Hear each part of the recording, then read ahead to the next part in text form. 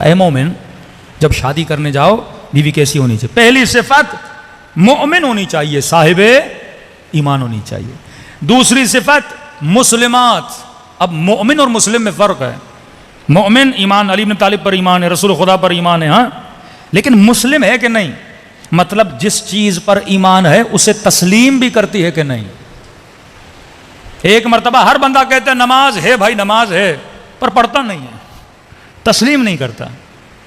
کہا مومنات، مومن عورتیں، مسلمات جو حکم خدا کو تسلیم بھی کریں، قانتات جن کے وجود میں خضوع بھی ہو۔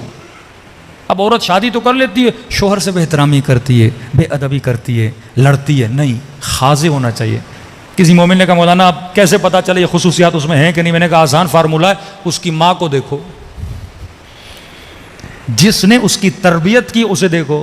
اب ایک جوان تھا بیچارے نے شادی کر لی، ہمارے کہنے پر اس کی ماں کو دیکھ کر بیوی نے بہت سارے بیچارے کو رنگ دکھائے، پریشان ہو گیا کہ مولانا ہم نے تو ماں کو دیکھ کے کی تھی۔ میں نے کہا بندے خدا، ماں کو دیکھنے کا مطلب یہ ہے کہ یہ دیکھو کس نے پالا تھا۔ بعد میں پتا چلا بچی کو ماں نے نہیں پالا تھا، خالہ نے پالا تھا۔ کس کی گود میں تربیت پائی ہے؟ ماں کا مطلب یہ ہے کہاں پہ اس بچی نے تربیت پائی ہے، پالنے والا کون ہے؟ کیونکہ اس کے اندر پالنے والے کی صفات پائی جاتی ہیں۔ علی کو مصطفیٰ نے پالا تھا، مصطفیٰ کو ابو طالب نے پالا تھا۔ ہاں،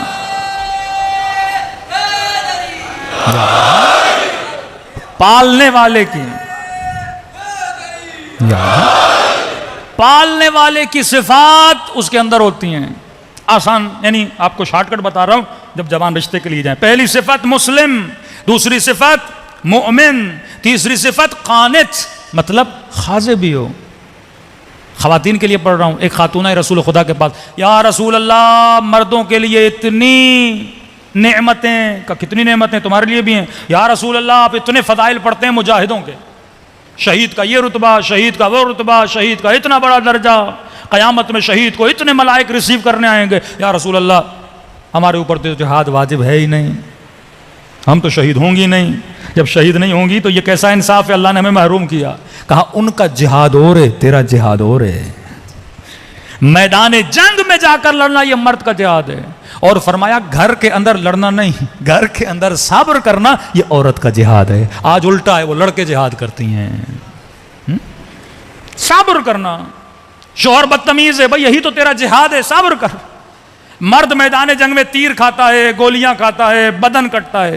تیری بھی شادی ہوتی ہے، کبھی نند کی باتیں سننی پڑتی ہیں، کبھی سانس کی سننی پڑتی ہیں، کبھی اس مرد کی بد اخلاقی سننی پڑتی ہے۔ صبر، یہی تو تیر ہے نا جو تیری طرف آ رہے ہیں، ان کو تیر سمجھ کے اپنے وجود پہ لو اور کہو خدا میں کیا کر رہی ہوں، صبر کر رہی ہوں۔ پھر سیدہ فرماتی جب مر جائے گی اسے شہید کا رتبہ دیا جائے گا۔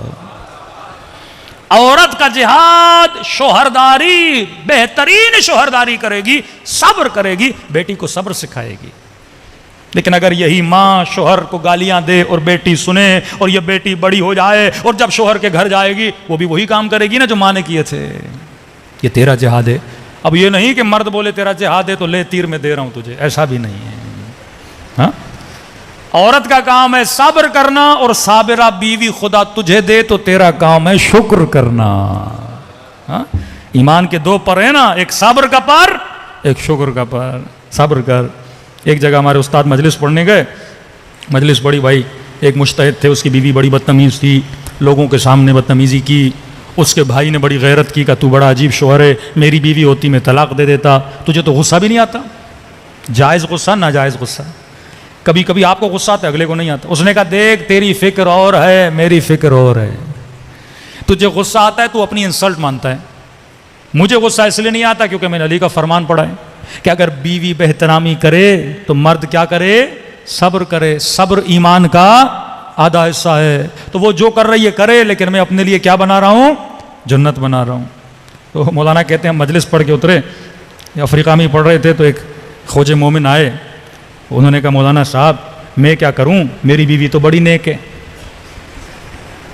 ہاں مجھ سے تو بدتمیزی کرتی نہیں ہے، تو میں یہ ثواب کیسے کماؤں؟ ہاں، اب بھائی ثواب کمانے کے لیے کسی کا گندا ہونا ضروری نہیں ہے۔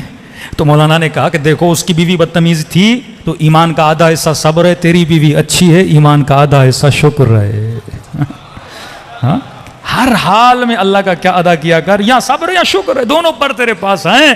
یہ تیرا عورت کا جہاد کیا ہے؟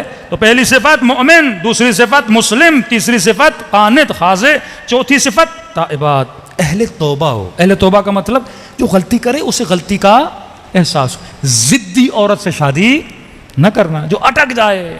ہاں غلطی کی ہے بندہ، غلطی پہ صبر کرے. عابدات، جو اللہ کی عابدہ عورت ہو، نمازی ہو، متقی ہو، پرہیزگار ہو، اہل مصلی ہو، اہل ذکر پروردگار عالم ہو. کیونکہ شکم میں 9 مہینہ اس نے ایک بچے کو پالنا ہے. اب شکم میں بچہ ہے، اگر یہ عابد نہیں ہوگی، عبادت نہیں کرے گی، بچے پہ اثر کیسے پڑے گا؟ تاریخ انسانیت کا، آج کے زمانے کا سب سے چھوٹا حافظ قرآن محمد حسین طباطبائی، جس نے 4 سال میں پورا قرآن حفظ کیا. تو یہ کمال کس کا تھا؟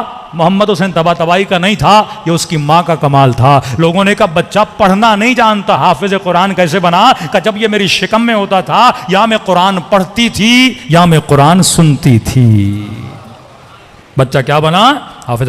آپ کے دلوں میں کیوں امام حسین کا عشق ہے؟ کبھی سوچا ہے؟ جوانی سے عاشق حسین ہو، بچپن سے عاشق حسین ہو. جب تو اپنی ماں کی شکم میں تھا اور محرم کا مہینہ آتا تھا، وہ شکم میں اٹھا کر فرش عزائے حسین پہ تجھے لاتی تھی.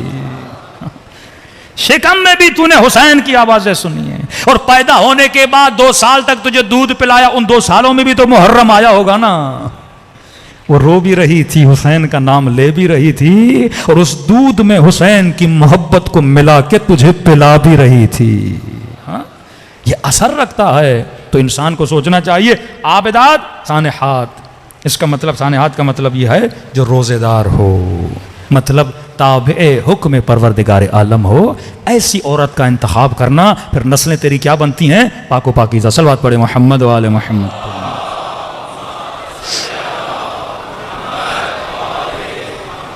امیر المؤمنین فرماتے ہیں اب غیرت ختم ہونے کے، میں مختصر کر رہا ہوں، غیرت ختم ہونے کے کچھ اسباب ہیں. کون سی چیزیں انسان کی غیرت کو ختم کرتی ہیں؟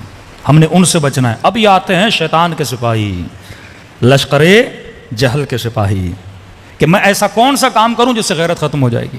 ہر چیز کا ایک سائیڈ ایفیکٹ ہوتا ہے.